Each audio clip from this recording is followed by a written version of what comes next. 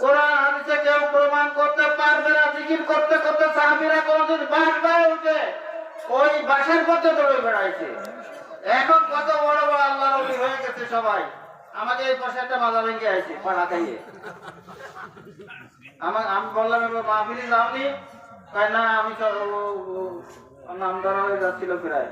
তো হুজুরের দরবারে গেলাম, ও জায়গায় যা আছে আমার সব দিয়ে দিয়েছেন।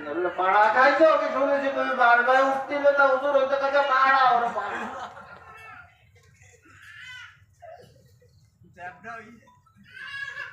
কোন দরবারে যায় এরকম করে পুলিশ করতে হয়, কোন দরবারে পিছন দেওয়া যায় না।